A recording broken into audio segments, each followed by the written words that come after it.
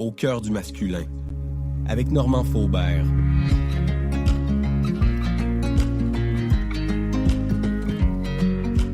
Bonjour à tous, bienvenue dans ce nouvel épisode du balado au cœur du masculin. Aujourd'hui, je reçois Benoît Laflamme, un invité dont la mission est profondément inspirante. Éveiller l'humain d'exception qui sommeille en chacun de nous. Quelle belle mission! Conférencier d'inspiration, coach en leadership transformationnel et auteur du livre « Éveille l'humain d'exception en toi », Benoît consacre sa vie à accompagner celles et ceux qui souhaitent se libérer de leurs limitations intérieures pour vivre avec plus de clarté, de puissance et d'alignement. Nécessairement guidé par une passion sincère pour le potentiel humain, il invite à une transformation en profondeur, une transformation de la perception de soi qui réveille l'excellence intérieure et inspire l'action qui est juste. Que ce soit à travers ses conférences ou ses coachings ou ses écrits, il crée des espaces puissants de reconnexion, de confiance et d'expansion personnelle. Alors, dans cet épisode, Benoît nous partage ce qui l'a amené à écrire son livre, pourquoi le thème de l'excellence humaine lui tient à cœur et comment il aide chacun à transcender ce qu'il appelle les béquilles invisibles. Ses peurs, ses croyances et mécanismes de protection qui freinent notre élan de vie. Hey, bienvenue, Benoît. Wow! Telle belle présentation, Normand, merci. Excellent, merci de ton invitation. Je suis vraiment content d'être ici avec toi, faire ça avec toi. Ah, ça me fait vraiment plaisir de t'accueillir. Tu sais, écoute, comme je te disais tantôt, j'ai entamé ton livre, puis tu sais, ça m'a frappé dès le début, ta résilience, tu sais, puis tout ce que tu amènes aussi là, au niveau de ton vécu dans ton livre, puis c'est inspirant en tout cas de te lire, puis j'avais vraiment le goût de te recevoir sur mon balado aujourd'hui. Merci mon cher, ça me touche. Merci. Deux hommes de cœur, une belle conversation de cœur à cœur aujourd'hui. Yes, vraiment, ça va être super intéressant. J'adore ton thème aussi au cœur du masculin. Là. C'est tellement ça. C'est en plein ça. Tu peux pas choisir mieux que ça. Merci, t'es gentil. Écoute, puis en fait, tu sais, je commence toujours par la même question quand je suis en entrevue avec des hommes, tu sais. Je veux savoir comment va l'homme. Hey, c'est tellement une bonne question, Normand. Je te dirais moitié-moitié, je pense. Ouais, je vais y aller comme ça. Je trouve qu'il y a une moitié d'hommes qui ont su trouver leur place dans l'ère moderne, si je peux dire ça comme ça. Mais il y en a un autre moitié que moi je vois en tout cas qui se cherche. Pas parce que c'est pas des hommes de qualité, c'est pas parce que c'est pas des hommes ambitieux, pas parce que c'est des hommes qui sont pas capables de s'adapter. C'est juste que il y a tellement de choses qui brassent en ce moment dans la société. Puis, tu sais, si on recule dans les derniers, 20-30 ans, l'homme a beaucoup dû changer, s'adapter. On est passé de l'homme qui était, tu sais, dans la fameuse description que je déteste, mais le pourvoyeur, tu sais, celui qui était fort, puis qu'il fallait pas qu'il montre ses émotions, puis il fallait qu'il amène l'argent à la maison parce que, bon, on était dans une société qui était complètement déséquilibrée. La femme ne s'épanouissait pas, puis l'homme, tout était à propos de lui. Ce qui n'était pas une bonne chose non plus. Et là, à un moment donné, on a comme dépassé un peu, je trouve, le seuil de l'équilibre. La femme a pris beaucoup de place, puis c'est correct, elle devait reprendre l'équilibre et tout ça. Mais il y a beaucoup d'hommes là-dedans qui se sont perdus, qui se sont égarés dans ça, puis qui n'ont pas su savoir quel rôle prendre. Il a tellement été conditionné à d'être de l'autre bord de la matrice, si on veut, que là, complètement égaré là-dedans. Puis je pense que c'est juste d'ouvrir la discussion, c'est juste d'avoir des discussions à savoir quelle est ta place à toi. Puis moi, ce que je dis souvent, c'est que il y a pas de quelle est la place à prendre, quelle est ta place à toi, quel est ton espace à toi, puis sois heureux là-dedans, puis sois bien là-dedans. Fait que moi, c'est juste de ramener un peu l'équilibre dans tout ça, puis à travers ce processus-là, puis ce changement de société-là, il y a beaucoup d'hommes qui ont le besoin de se faire entendre, de parler de ses émotions, de parler comment est-ce qu'il se sent, mais il est juste maladroit ou c'est juste pas comment le faire ou il y a peut-être pas assez de cadre pour le faire. Fait que qu'est-ce qu'il fait? Ben, garde tout ça en dedans, puis ça crée à un moment donné, tu le sais très bien, t'es là-dedans, ça crée à un moment donné de l'insatisfaction, de l'incompréhension, de la déception qui se transforme en quoi? Ben, tu le sais, en colère. Puis à un moment donné, ça sort tout croche. Fait il y a une bonne partie que c'est comme ça, je trouve, mais il y a une autre quand même partie qui, justement, c'est eux, ces hommes-là, qui devraient plus souvent tendre la main aux autres et dire « Hey, venez-vous-en, on est toute la même gang, on est tous des humains, on est tous des hommes, on est tous capables de se comprendre, on est tous capables de créer quelque chose ensemble de grand et de gros. » Pour justement se ramener à notre équilibre comme ça, puis de juste s'exprimer comme on est, puis ça va bien aller, là. Tu sais, je veux dire, on est tous capables de se comprendre et de s'écouter surtout. Ouais. Ouais, puis tu sais, quand je t'écoute, ce que ça me fait, c'est que on réalise les deux, tu sais, on travaille dans un univers qui est parallèle, on travaille avec des hommes, puis tu sais, j'ai la même vision que toi, tu sais, au niveau de les hommes sont un peu perdus, puis là, ils veulent revenir comme plus dans l'être. C'est exactement ce qu'on voit, puis c'est exactement dans ça que l'homme n'est pas habile. Parce que l'homme a été toujours, puis c'est un côté de la femme que je trouve que la femme est allée beaucoup plus rapidement dans cette évolution-là, dans cette compréhension-là, l'importance de l'être, de s'écouter plus, d'être connecté à soi-même. Peut-être que c'était inné, je sais pas, chez la femme peut-être, mais bref, il y a beaucoup d'hommes qui ont été tellement, mais tellement conditionnés. Puis moi, le premier, avant que je traverse l'autre bord, si je peux le dire de même, mais tellement conditionné à faire, le savoir-faire. Faut que je sois bon, faut que je sois capable de faire plus d'argent, faut que je sois capable de faire plus dans ma carrière, faut que je sois capable de faire. Pourquoi? Pour avoir plus d'argent, avoir plus de possessions, avoir une plus grosse maison, avoir plus de voyages, avoir plus de ci. Puis à un moment donné, se retrouver et faire comme, mais je suis qui là-dedans, moi, à travers ça? Là, l'être, pouf, ça le frappe d'en face. Frapper son mur, comme moi j'aime dire. Puis moi, c'est exactement ce qui m'est arrivé à 40 ans. Mais là, je trouve qu'on en parle plus. Je trouve qu'on commence à parler un petit peu plus, vraiment, vraiment pour vrai, là, plus profondément dans c'est quoi vraiment du vrai savoir-être. Je trouve ça beau, puis je trouve qu'il était en tabarouette. Ouais, puis tu sais, c'est ça, tu sais, c'est le conditionnement masculin. Puis le rapport à la vulnérabilité, comment est-ce que les gars, dans ce conditionnement masculin-là, qu'il faut qu'on reste fort, on n'a pas le droit de se montrer dans notre vulnérabilité, notre sensibilité, ça fait que, tu sais, on maintient un personnage où on se cache en arrière d'un masque qui nous éloigne de notre authenticité, là, hein? C'est à 100%. Pas pour tout le monde, tu sais, pas pour tous les hommes, évidemment, mais effectivement qu'il y en a beaucoup qui... Puis c'est pas... Bon, tu sais, c'est pas par...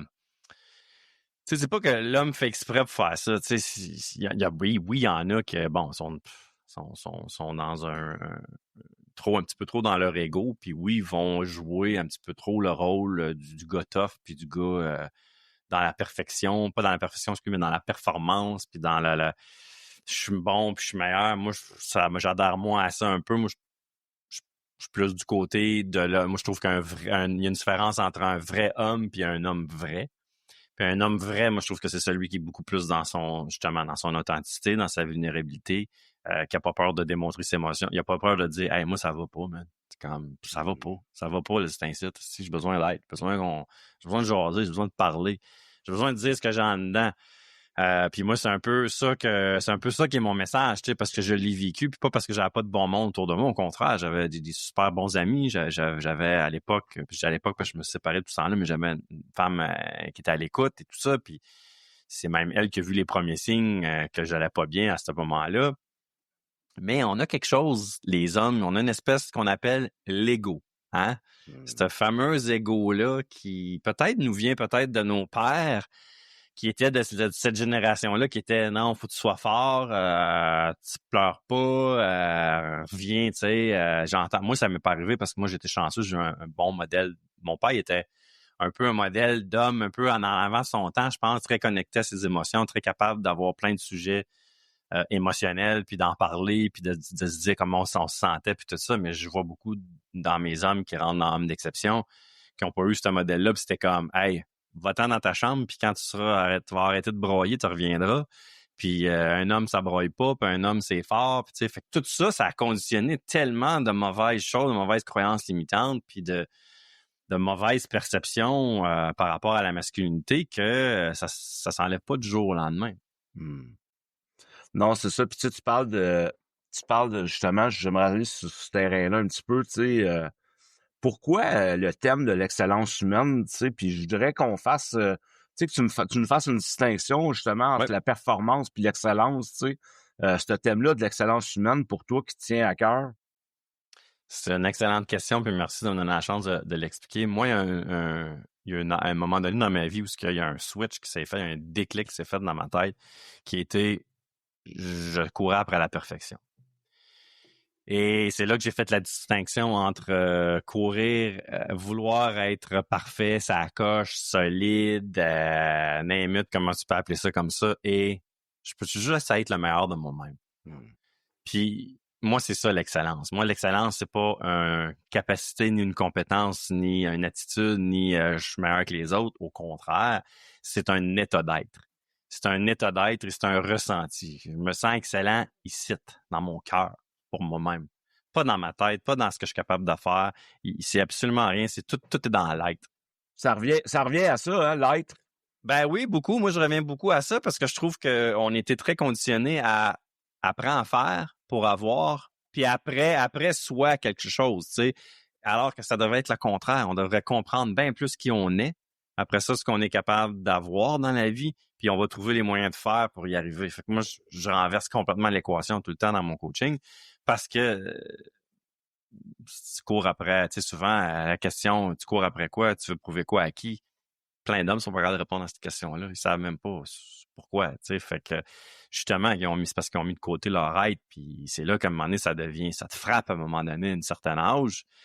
Fait que l'excellence, c'est de te sentir excellent pour toi-même. Juste de prendre soin de toi, de te donner le droit de vouloir faire les choses plus et mieux, simplement pour toi-même, en partant. Et après, une fois que tu te sens excellent, tu sais, c'est un mot que j'ai utilisé, l'excellence, mais c'est plus, je me sens comme un être d'exception. Tu sais, c'est pas tant l'excellence, c'est plus l'exception. Tu sais, c'est parallèle, tu vas me dire, mais c'est de te sentir avant tout comme un humain d'exception pour toi-même ou comme un homme d'exception pour toi-même. Et une fois que tu as retrouvé ce bien-être-là, que tu as retrouvé cette croyance-là en toi-même que tu peux faire les choses de façon bien, même excellente pour toi-même, pour grandir, pour t'éveiller, pour être beaucoup plus que qu'est-ce que tu es, parce que tu as des aspirations, parce que tu veux t'épanouir. Puis ça, c'est une fois que c'est là, ben là, garde pas ça pour toi. Fais-en profiter les autres, là. Fais-en profiter ta famille, en commençant par ta femme, ta blonde, après ça, tes enfants, même en commençant par tes enfants plutôt. Tu sais, c'est soi. Après ça, c'est ceux qui sont nos proches, donc nos enfants, notre femme, notre blonde, nos parents, nos familles. Puis après ça, c'est les autres aussi. Là, en dehors de à l'extérieur de ton cercle fermé qui est tes proches, OK, qu'est-ce que tu vas apporter à la société? Quel est l'impact que tu vas avoir? Tu veux-tu laisser quelque chose? Tu veux-tu contribuer à cette amélioration-là? Ben, c'est ça, être un humain d'exception, pour moi. Tu sais, c'est pour soi, puis après ça, c'est pour les autres. Ah, puis tu sais, c'est comme développer ton unicité. Tout à fait, à 100%, à 100%. Puis arrêter de vouloir être ou comme ou mieux que les autres. De juste être, quitter tout simplement avant tout. Une fois que ça va être clair, là, puis tu vas l'avoir compris, puis ça va être solide, là, OK, là, c'est correct d'aller après, aller chercher plus, aller un petit peu plus dans le faire et un petit peu plus dans l'avoir. Mais ouais, tant que c'est pas clair, quitter pour toi-même, c'est la première chose que je commencerai à travailler. Ben, puis oui, puis tu sais, je suis d'accord avec toi parce que, tu sais, on n'est pas, les hommes, puis je veux pas généraliser, là, pour les hommes qui nous écoutent, parce que je sais qu'il y a plusieurs hommes en développement personnel aujourd'hui, puis c'est pas tous les hommes. Heureusement. Ouais, c'est ça, de plus en plus, là. C'est le fun, ça. C'est le fun de voir ça. Ben oui. Puis dis-moi donc, c'était quoi ton déclencheur personnel? Tu sais, je le dis à nos auditeurs, pour ceux qui le voient pas, là, mais tu sais, Benoît, il a écrit un livre qui s'appelle « Éveille l'humain d'exception en toi ». Je mettrai ceux qui nous écoutent, je mettrai les liens pour ceux qui veulent se procurer ton livre, mais ça a été quoi ton déclencheur personnel pour que tu écrives ce livre-là?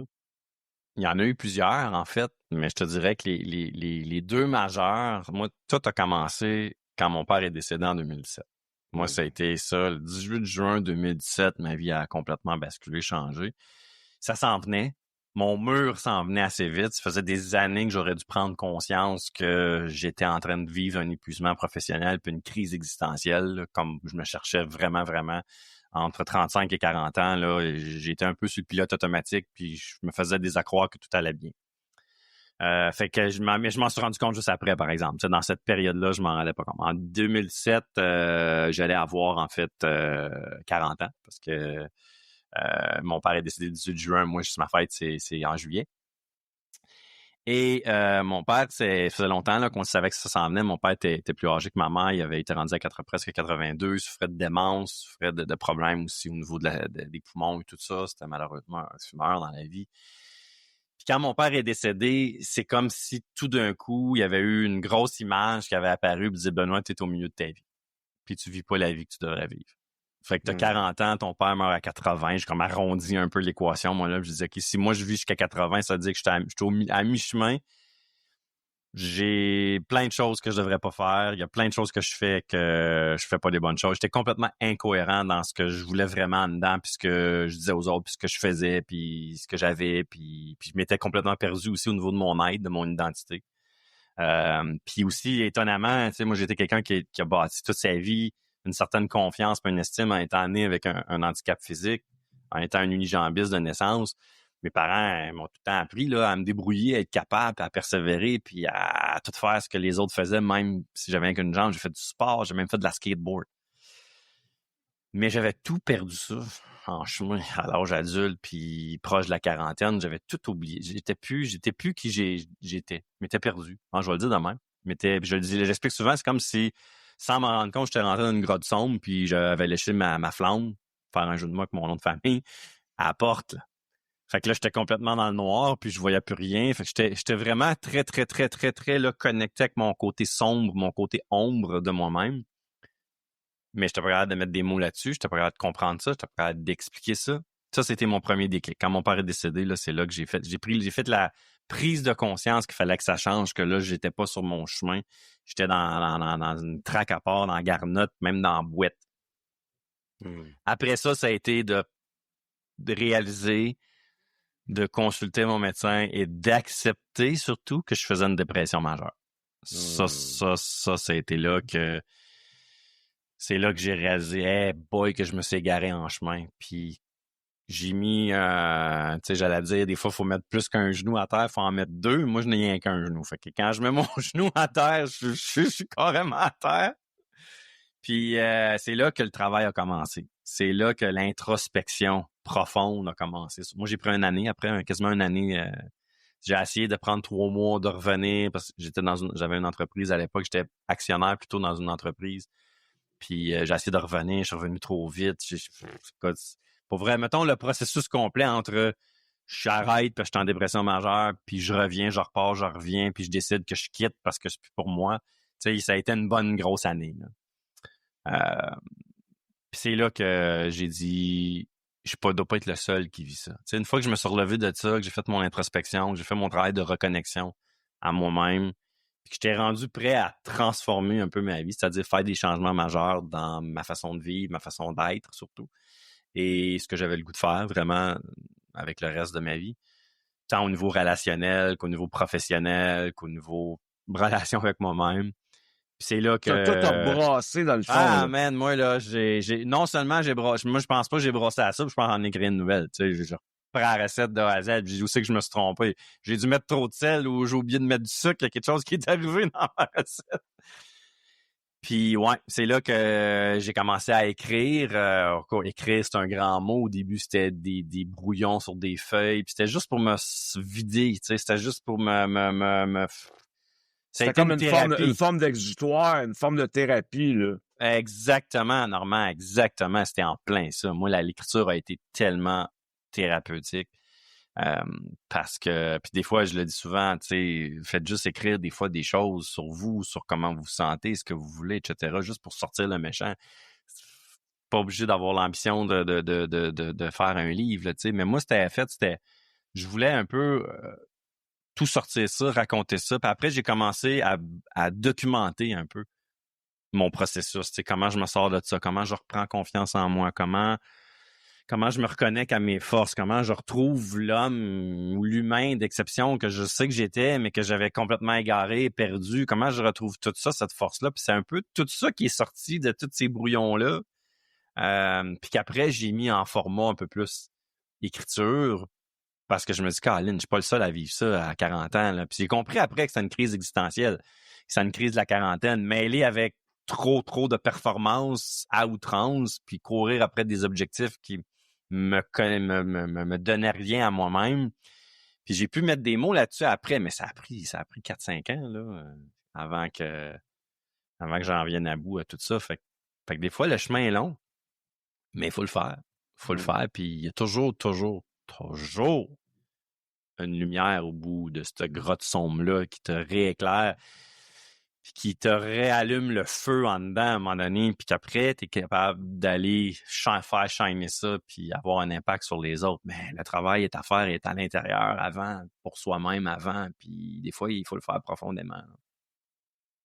Hey, ça me ramène à tout ça. Ça faisait longtemps qu'on n'avait pas parlé comme ça, Normand. Merci, ouais, c'est cool de dire ça. Merci. Ben, tu sais, je veux te reconnaître pour ça, tu sais, parce que, tu sais, tu parles de moyens, puis les gars, on est bien gros bons pour refouler toutes nos affaires, puis pas en parler, puis t'isoler avec nos affaires. Fait que tu as utilisé l'écriture comme moyen thérapeutique, je trouve ça bien puissant, tu sais, puis je vous le recommande très fortement, son livre. Moi, j'ai les aide à Benoît tantôt. Je l'ai pas fini, mais c'est sûr que je vais le finir. Mais tellement touché par toute ta capacité de résilience puis ce que tu as fait, avec ton handicap, puis justement, dans ton livre, tu parles des béquilles invisibles.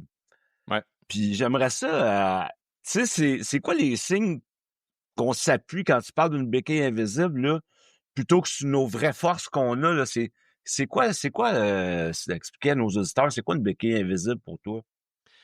Ben, le terme béquille invisible est venu du fait que moi, dans la vie, je marche pour me déplacer physiquement avec une béquille parce que je préfère je me sens mieux comme ça que d'avoir une prothèse parce que moi, la prothèse, j'avais pas aimé ça. J'ai libéré ça à 15 ans. J'ai garoché ça dans le garde-robe puis je sais pas, j'étais pas bien avec ça. J'étais pas naturel puis moi, je me sens comme je suis naturel avec une béquille. Fait qu'à un moment donné, dans le processus d'écriture, aussi quand j'ai commencé à faire du coaching, j'étais comme il y a plein d'affaires qu'on se crée ici. Tu sais, moi, les béquilles invisibles, c'est tout ce qu'on s'invente puis qu'on se crée dans notre tête puis dans notre cœur, dans la perception qu'on a de soi-même, de ce qu'on est capable de faire. Fait que c'est comme si dans la vie, on avance vers nos projets, nos rêves, puis juste d'être soi-même, ben avec des béquilles. Avec une béquille. Fait qu'on on doit se libérer de ça. Ou des fois, c'est juste d'accepter qu'on va marcher toute la vie avec justement ces béquilles invisibles-là, mais de transformer ça un peu en opportunité. Puis, tu sais, souvent dans les béquilles, on va parler, tu sais, c'est pour mettre des mots concrets pour que tout le monde comprenne, tu sais, des croyances limitantes. Tu sais, les choses on s'est fait croire à soi-même parce qu'on se l'est fait dire tellement de fois, mais c'est totalement faux. Il y a la façon qu'on se sent par rapport à soi-même, l'amour de soi, des fois, il faut le travailler un peu.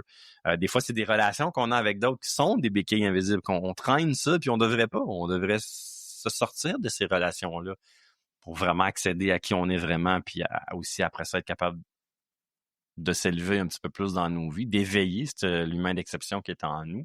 Fait que les béquilles invisibles, c'est tout ce qui nous empêche d'exceller. C'est tout ce qui nous empêche, qui est dans notre chemin, qui nous empêche d'adhérer ou d'accéder à cette version-là de nous-mêmes, qui est beaucoup plus dans la capacité, qui est beaucoup plus dans fort, qui est beaucoup plus capable de faire ce qu'on veut vraiment faire, mais que, Colin, on est pris dans nos peurs, on est pris dans nos croyances, on est pris dans nos expériences du passé. On est pris dans une mauvaise perception de soi-même, de nos capacités à faire les choses dans notre vie aussi. Moi, c'est ça, les béquilles invisibles. C'est tout ça qu'il faut adresser. Puis j'en parle dans pratiquement tous les chapitres dans mon livre. Tu dirais-tu qu'en plus, tu sais, si je mets ça comme toutes les fuites, tu sais, parce que la consommation, que ce soit de drogue, alcool, sexualité, sport, travail, ça devient une béquille invisible qui nous empêche d'avancer parce que c'est comme si on s'appuie sur quelque chose qui est à l'extérieur de nous au lieu, pour bien comprendre, c'est comme si on s'appuie sur quelque chose qui est à l'extérieur de nous au lieu de se recentrer et d'être à l'écoute de ce qu'on vit pour s'en servir comme force ou comme ressource, c'est ça? C'est exactement ça, puis je vais aller même plus loin que ça, parce que dans les béquilles invisibles, souvent, moi, je dis qu'il y a des béquilles invisibles qui sont conscientes, puis il y en a des inconscientes. Fait que t'en as ceux que tu es capable d'expliquer puis de nommer, puis souvent, ça va être justement les conséquences un peu, comme exemple d'être dans la consommation, d'être dans l'addiction. Ça, c'est tes réactions. C'est ce que tu fais pour essayer de combler quelque chose. La cause. Quel est le pourquoi tu es pris dans cette addiction-là?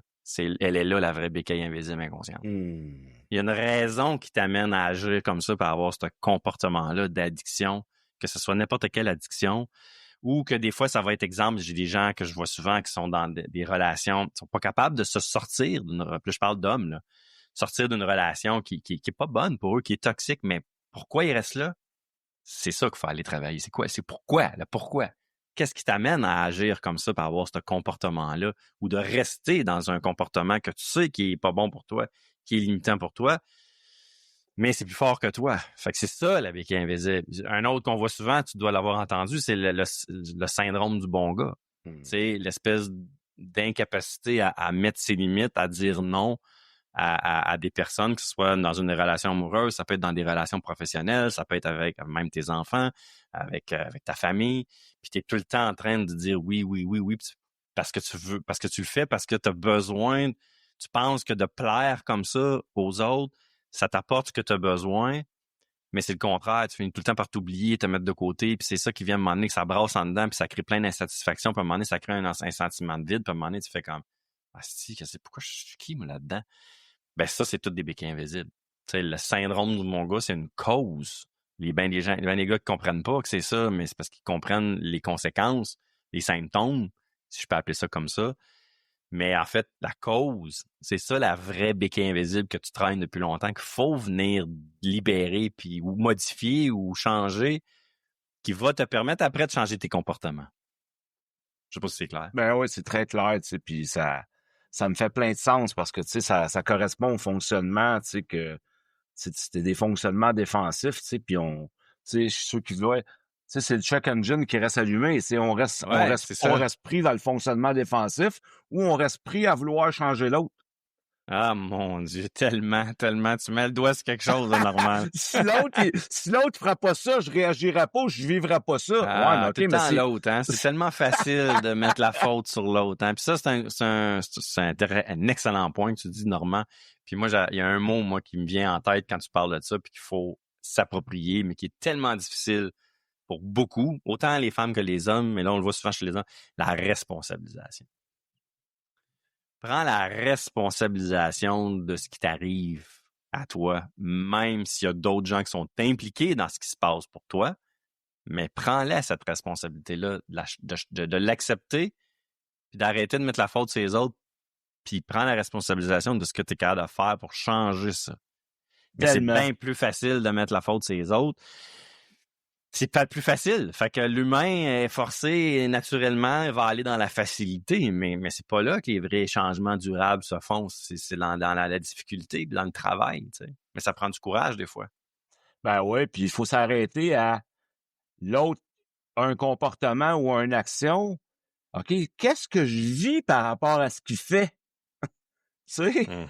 Parce que s'il continue de le faire, tu vas faire quoi? Exact. Puis c'est à toi de dire, c'est ça quand on dit de mettre des limites.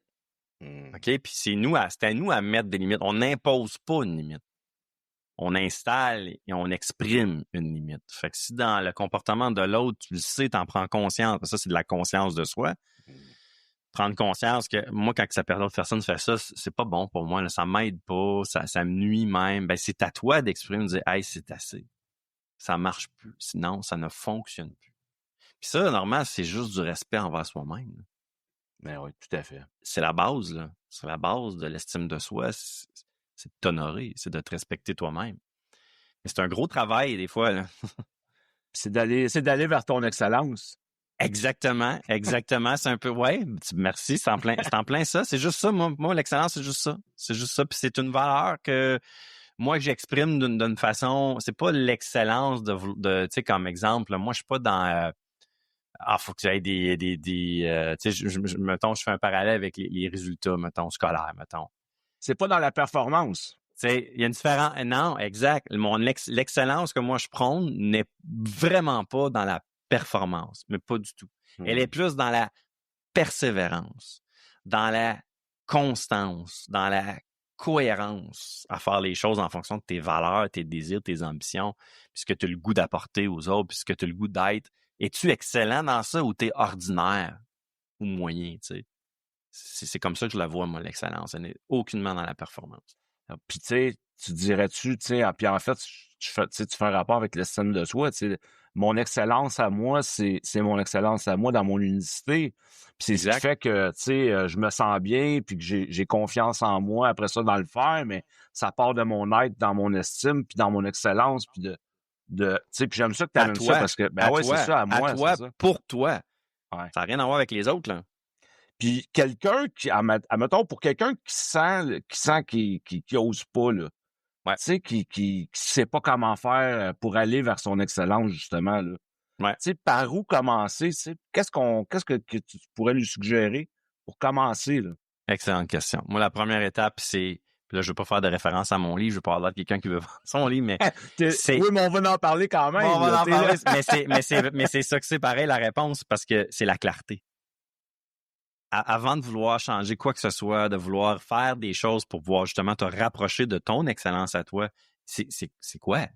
C'est quoi pour toi, cette excellence? C'est quoi? Il faut que tu sois clair sur justement, puis la première chose qu'il faut être clair, c'est sur son être, sur son identité. T'es qui? T'es qui toi en tant qu'homme? Qui tu es ou qui je suis, si mettons tu fais le travail avec toi-même en introspection, qui je suis, et tu n'as pas le droit de nommer rien qui a rapport à tes rôles dans la vie. C'est-à-dire, je comprends que tu es un père, je comprends que tu es un professionnel par exemple, thérapeute en relation d'aide, je comprends tout ça, mais t'es qui? Qui tu es en tant qu'homme? Je veux juste que tu restes sur ton être, sur ton identité en toi, en tant qu'humain. Ça, c'est la première des choses. Fait que ça prend énormément de travail sur sa clarté. Ça, c'est la première étape. On s'en va-tu vers les 5 C? C'est ça qui te permet d'oser puis faire le premier pas ou de... Le premier C, c'est la clarté. C'est ça, OK. Exact, exact. Après ça, le deuxième, c'est les croyances. C'est quoi les croyances? C'est les béquilles invisibles. Qu'est-ce que tu crois par rapport... Puis les croyances, moi, c'est deux choses. Qu'est-ce que tu crois par rapport à toi-même? Et quelles sont tes croyances, justement, limitantes par rapport à toi-même qui te bloquent en ce moment à passer à la prochaine étape? C'est quoi la prochaine étape? C'est le troisième C, c'est la confiance.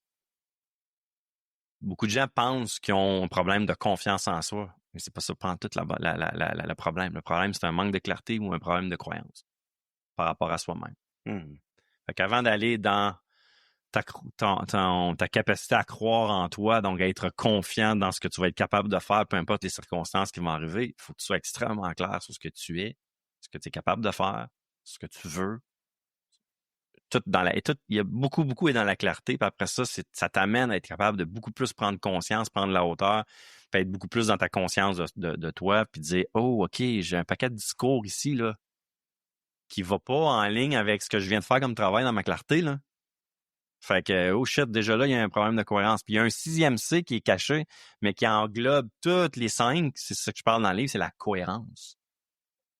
Tu sais, es-tu cohérent dans tout ce que tu fais, ce que tu dis, ce que tu veux, ce que tu dis aux autres, ce que tu fais comme action, tu sais? Fait que souvent, la cohérence te suit à travers tout ce parcours-là, puis t'amène à être capable d'avoir toutes les réponses à tes questions. Mais pour répondre à ta question à toi, la première étape, c'est la clarté. Définitivement. Fait que, tu sais, c'est ça, c'est d'établir, tu sais, c'est de... Puis, tu sais, ça passe... Tout ça, tu sais, ça revient, je pense, à un point commun, puis tu me corrigeras, c'est la connaissance de soi. Moi, j'irais plus loin que ça, normalement, si tu me le permets. Ben oui, go. On est là pour ça. Oui, ça commence par la clarté, c'est la connaissance. Oui, c'est la connaissance de soi, mais il y a une autre dimension que moi, on parle pas assez, puis qu'il faut aller, c'est la conscience de soi. Il y a une grosse différence. C'est très lié, par exemple, mais tu sais, la connaissance de soi, c'est de bien se connaître. Tu sais, c'est de savoir c'est quoi, qu'est-ce que je suis, qu'est-ce que je veux, quelles sont mes forces, qu'est-ce que je suis capable de faire, etc., etc. Donc, on est capable de se connaître, tandis que la conscience de soi, c'est de prendre la hauteur, puis c'est de dire, je suis comment quand je suis dans telle et telle situation? Quelles sont les émotions qui me bloquent, que je pourrais d'exprimer? Comment est-ce que quand j'agis comme ça, c'est quoi l'impact que ça a sur moi? Puis qu'est-ce que ça a comme impact sur les autres? Est-ce que c'est positif? Est-ce que c'est bon? Est-ce que ça me nuit? Est-ce que ça marche-tu?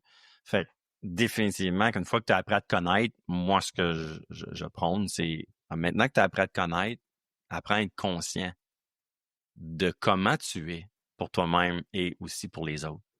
Ben, en fait, tu sais, j'aime ça que tu amènes ça parce que la conscience de soi, pour moi, tu sais, puis je le vois aussi dans mon milieu thérapeutique, tu sais, c'est d'amener, moi, j'appelle toujours ça comme la porte d'entrée.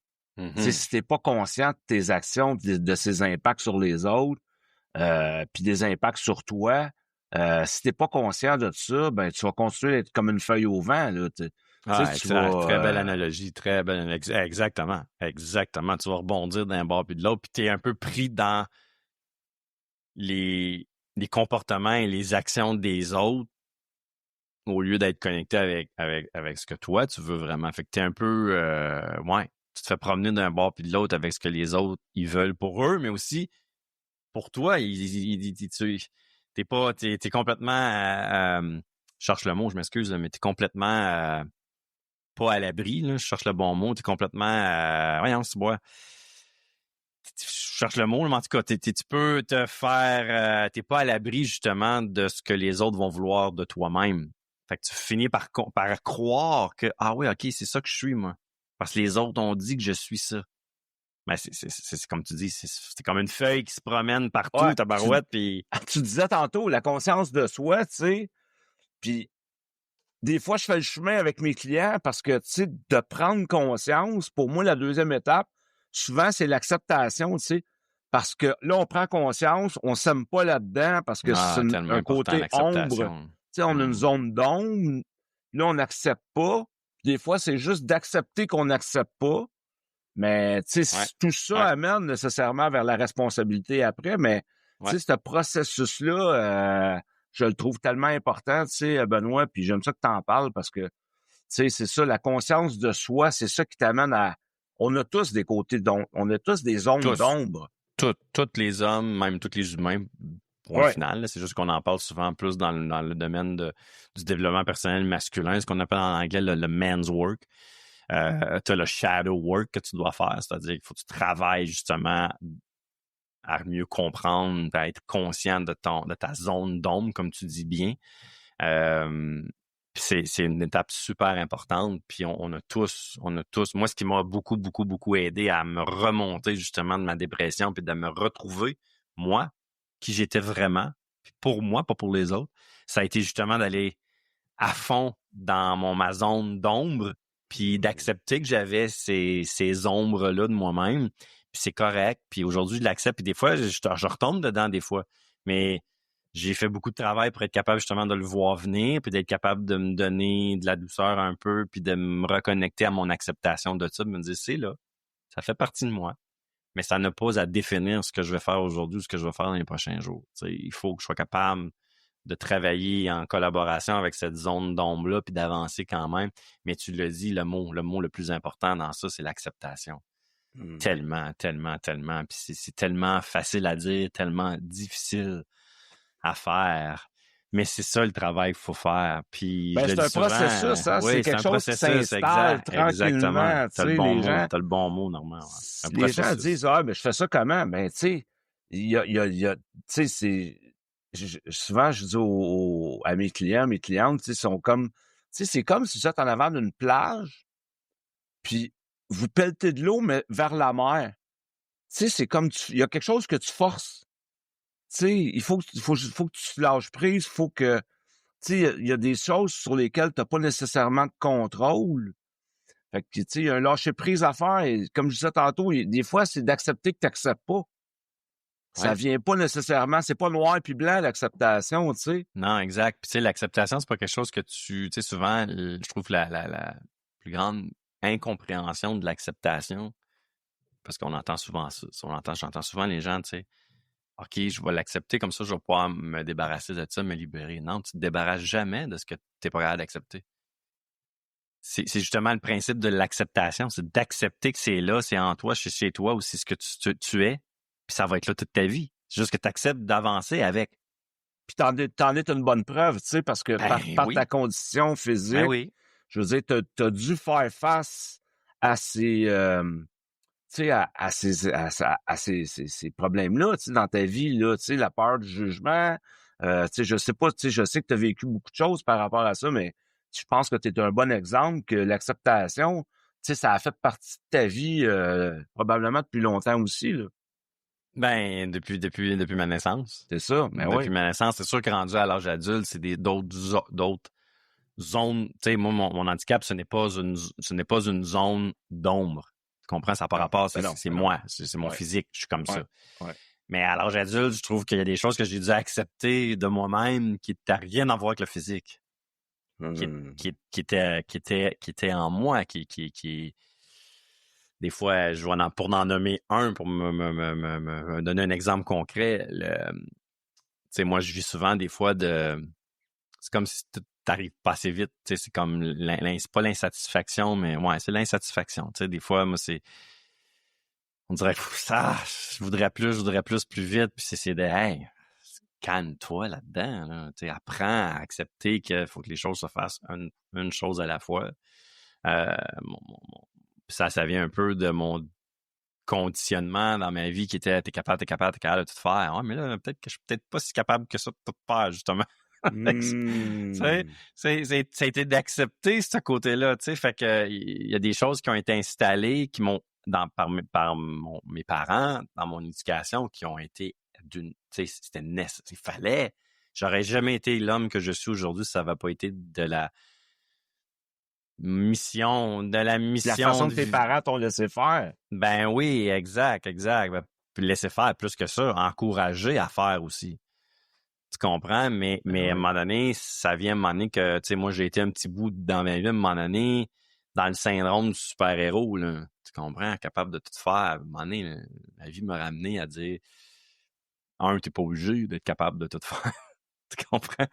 Fait que l'acceptation, des fois, oui, il y a des acceptations physiques qu'on doit faire, il y a des acceptations au niveau de soi, de notre être, de qui on est, puis qu'on sera jamais capable de changer. Tu sais, c'est pas vrai qu'on peut tout changer. Moi, j'y crois pas à ça. Est-ce qu'on peut transformer des mauvaises habitudes, des comportements en des meilleurs pour nous élever dans la vie et atteindre des niveaux, soit de vie ou d'objectifs ou d'ambition? Oui, définitivement. Mais il faut faire du travail sur soi en premier pour avoir... Tu sais, il faut faire du travail intérieur avant d'avoir des résultats à l'extérieur. Fait que l'acceptation n'est pas juste physique. Des fois, elle est émotionnelle. Des fois, elle est psychologique. Tu sais, tu acceptes que des fois, tu as une capacité là, à être capable de faire certaines choses. Fait que c'est un gros travail, l'acceptation. Puis, il n'y a aucune transformation possible sans au préalable une acceptation sur quelque chose qui, justement, t'empêche d'aller transformer ce que tu veux transformer. C'est souvent là le gros travail. Puis, tu sais, c'est dans l'acceptation. Ouais. Écoute, c'est une première conversation que j'ai avec toi. Ouais, puis, c'est le fun. C'est le fun. J'adore notre échange. Ouais, vraiment. Puis, tu sais, ce qui me touche quand je t'écoute, tu sais, c'est comment tu incarnes l'humain d'exception que t'es. Tu sais, je comprends aujourd'hui, Benoît, le sens de ton programme, le sens de ce que tu mets en place, ta mission, en fait, tu sais, avec les hommes. Puis, merci. Ouais, merci, vraiment, moi, ça me touche vraiment beaucoup, tu sais. Puis, je suis très heureux que, en tout cas, nos auditeurs, ils ont pu avoir accès à ce côté-là de toi, tu sais, dans ta vulnérabilité, dans ce que tu portes, dans ce que t'es, dans ce que tu fais, surtout pour les hommes, parce que je pense que les hommes ont besoin d'hommes comme toi, d'hommes d'exception, puis de ce que tu es en train de mettre en place dans la société, tu sais. Merci, Normand. Ça me touche. Ça me touche droit au cœur, puis c'est comme tu l'as dit, c'est une mission. Moi, je me suis retrouvé dans une période de ma vie où j'étais complètement perdu, puis j'étais dans ma grotte sombre à moi. Puis je me suis promis quand je suis sorti de là, puis que j'ai eu un coup de cœur aussi. Tu sais, je pense que c'est un appel que j'avais en moi depuis toujours de vouloir partager un message. C'est ce qui m'a amené à être conférencier au départ. Tu sais, c'était plus de vouloir partager un message, puis mais dans le fond, la mission réelle, en dedans de moi, c'est d'éviter aux hommes maintenant, parce que je me suis trouvé comme un lien de fraternité beaucoup avec les hommes. C'est pour ça que je ne coach que des hommes maintenant. C'est de leur éviter de soit y aller dans cette grotte sombre-là, où des fois, il faut y aller, mais de ressortir de là le plus tôt possible, puis surtout de ressortir de là encore plus illuminé, encore plus dans sa lumière, être en feu, mais dans un feu positif, dans un feu bienveillant, dans un feu de compassion et de vouloir contribuer aussi. Moi, le plus gros déclic que j'ai eu, puis c'est, je sais pas si tu connais le grand, mais je vais dire le grand parce qu'il est 6 pieds 7, puis c'est une pièce d'homme, le grand Tony Robbins. Moi, il a dit moi, quand j'ai pris sa formation avec lui puis que j'ai compris les deux besoins que l'humain a, qui souvent ne va pas aller là, puis c'est des besoins qui sont plus spirituels que des besoins physiques et émotionnels, c'est les besoins de grandir et de contribuer. C'est les deux seuls besoins qui s'alimentent ensemble. Parce que les autres besoins, selon lui, je ne vais pas rentrer dans les détails, mais c'est souvent on a besoin de confort, mais en opposé, on a besoin des fois de sortir de notre zone de confort, on a besoin de choses nouvelles, puis de comme, on a besoin d'être alimenté, mais c'est l'inverse du confort, mais grandir et contribuer, ça va tout. Plus tu grandis, plus tu peux contribuer, plus tu contribues, plus tu grandis. Puis moi, ça a été à l'essence même de ce que je fais aujourd'hui. Ça a créé ma mission, justement, d'aider les humains au départ, puis maintenant un petit peu plus avec les hommes, mais tu sais, je le fais quand même à travers mon livre, à travers mes conférences, c'est d'aider les humains justement à grandir, à s'éveiller. C'est pour ça que j'ai appelé ça « Éveille l'humain d'exception en toi ». Pour après être capable de plus contribuer justement aux autres humains. Puis peut-être que je suis naïf, mais moi je pense qu'on peut créer un monde meilleur, un humain à la fois, tu sais. Non, mais tu sais, c'est comme tu sais, je crois profondément aussi, tu sais, c'est pas d'être naïf, c'est de croire en ce que tu fais, tu sais, puis ta mission est juste, tu sais, puis tout à fait honorable, parce que je pense que les hommes, malheureusement, ont encore peu de ressources. Fait que tu sais, qu'on puisse contribuer, toi, moi, à notre façon, éveiller cette conscience-là. Je pense que, tu sais, oui, on a notre place, tu sais, t'as ta place dans ce monde-là pour aider ces hommes-là, tu sais. Ouais, ça m'a pris du temps à me convaincre, mais aujourd'hui, aujourd'hui, je suis très convaincu et ouais, effectivement. Puis c'est probablement pour ça, tu sais, tu m'as donné le plus beau compliment tantôt, Normand, puis je t'en remercie encore. Tu sais, t'incarnes vraiment ta mission d'éveiller les humains d'exception, tu sais, d'éveiller les humains à se sentir comme des humains d'exception pour eux, pour les autres. Mais ça a pris du temps avant que je passe par-dessus mon syndrome de l'imposteur puis que je réussisse à y croire vraiment. Puis depuis que j'ai réussi à le faire, c'est depuis ce temps-là qu'on me dit que j'incarne vraiment bien mon message. Fait que j'ai continue d'y croire. Ouais, c'est ça. C'est toujours un work in progress, mais merci parce que ça me confirme. C'est pas que j'avais pas besoin d'une confirmation, mais je trouve que ça vient toujours me chercher quand les gens me disent ça. C'est parce que je me dis, c'est comme pour moi la confirmation que tu l'as fait le travail, mon chum. Continue.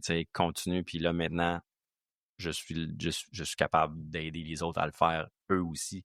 Puis je trouve que c'est le plus beau métier du monde d'aider un humain à s'éveiller, à s'élever, à grandir, puis après à contribuer aux autres. Tout à fait. Fait que bravo pour ce que tu fais aussi, Normand, parce que moi je trouve la formule de ton podcast est vraiment belle. Puis ce que tu fais aussi en étant dans les relations d'aide, tu sais, même toi au niveau des couples aussi, t'aides aussi les femmes, les hommes et tout, mais tu sais, sur des sujets très précis qui font toute la différence dans la vie des gens. Tu sais, on est des êtres de relation. Tu comprends? On est des êtres humains qui ont besoin des autres êtres humains pour être épanouis puis aussi s'accomplir. Fait que c'est quoi qui est le problème des fois dans les humains? Les relations. Fait que t'es drette là. Bravo. Merci. En terminant, tu sais, si t'avais un conseil à donner aux hommes qui veulent transformer leur vie, là, ça serait quoi, là? La première des choses, ça serait de passer par-dessus ton orgueil et ton ego, puis de dire je ressens le besoin de changer des choses et je me donne le droit de vouloir changer des choses. Et après, c'est de trouver un environnement pour être capable d'exprimer ça, puis d'aller à la rencontre de ça pour faire le travail intérieur par toi-même. Mais quand tu es dans un environnement de gens qui t'aident, qui te supportent, des groupes de discussion, des programmes d'accompagnement. Moi, les fois où j'ai le plus réalisé de choses, j'ai le plus grandi, puis le plus éveillé et même m'élevé, ça a été de me mettre dans des environnements où j'étais avec d'autres humains qui avaient des objectifs similaires et qui voulaient tous s'entraider. Que ce soit en affaires, que ce soit personnel. Je reste pas tout seul. Je pense que ça se résume à tu dois faire ton travail intérieur par toi-même, pour toi-même, mais tu n'es pas obligé de le faire seul. Tu peux avoir d'autres personnes pour t'aider à le faire aussi, puis t'écouter, t'entendre, puis te guider si tu as besoin de guidance à travers ça. Moi, c'est ça le meilleur conseil. Reste pas seul. Ouais, reste pas seul. Reste pas seul. Non, c'est ça, reste pas seul. Ouais. Non, puis tu sais, souvent, les hommes, probablement tu le vois aussi parce que je sais que tu as des groupes de parole dans ta communauté puis tout ça. Ouais. C'est souvent ce qu'on voit dans ces groupes de parole-là, c'est quand un homme s'ouvre, lui aussi vit ça. Fait que ça va me permettre aussi de m'ouvrir parce que moi aussi je vis ça puis je pensais que j'étais tout seul. L'effet du groupe est extrêmement puissant. Extrêmement puissant. Puis tu sais, nous, dans Hommes d'exception, on a des retraites aussi en présentiel, en une retraite fermée, en immersion totale. C'est beau, là. C'est tellement beau de voir à quel point le vendredi, quand il arrive, un petit peu fier-pep un peu dans leur ego, puis tu sais, et le dimanche, man, des accolades, des hugs, les larmes, tout, mais wow, enfin, je me suis libéré, puis je me suis, où j'accède à quelque chose que j'accède à pas. Mais c'est ça le travail en gang, en groupe. On a été témoins des mêmes choses dans des ateliers différents, mais on était témoins des mêmes choses. C'est vraiment puissant. C'est malade. Moi, je trouve ça extrêmement puissant. Fait que, puis tu sais, c'est de aussi passer, si je peux me permettre de dire ça en terminant, tu sais, reste pas tout seul. Ça, c'est la première chose, premier conseil. Puis le deuxième, c'est passe donc par-dessus la maudite phrase que tu te répètes. « je suis capable de le faire tout seul. » Je suis capable, moi, de faire ça, moi, là, à me lire introspecter, là, puis à me reconnecter, là, puis m'en faire des livres un peu, m'aller sur Google, même chatter avec ChatGPT, là. Non. Marche pas de même. Ça marche pas de même. Ça demande un investissement constant, ça demande un travail, ça demande un engagement. Oui, puis ça nécessite aussi des procédures, des protocoles, de l'accompagnement. De l'accompagnement, exact, de gens comme moi puis toi qui font ça depuis des années. Puis qui en deal avec ça à tous les jours, puis qui est capable de tout de suite identifier, je pense qu'il y a un travail à faire à ce côté-là, on va aller plus en profondeur là, puis ben oui, tout d'un coup, ok, hein, boum, puis là, en le fond, on est juste, c'est des chemins que nous, on a expérimentés, qu'on a fait, puis qu'on a appris aussi après à guider les autres pour le faire eux autres aussi. Mais je peux t'éviter de prendre le chemin à gauche ou à droite parce que c'est là que tu vas te planter, tu vas débouler. Ben, tu vas sauver du temps, là. Tu vas sauver du temps dans ta vie, tu vas sauver des émotions négatives, beaucoup de souffrance, exactement. Fait que, c'est quoi l'idée, là, de rester dans ton orgueil et ton ego pour faire le travail tout seul? Passe par-dessus ça. Moi, je l'ai fait. Moi, j'ai été longtemps là-dedans. Puis j'ai réussi à passer par-dessus ça, puis après ça, de me faire aider, puis d'être dans des environnements d'ouverture comme ça. Puis pour vrai, ça a changé ma vie. Puis non seulement ça a changé ma vie, j'ai probablement fait plus de réalisations.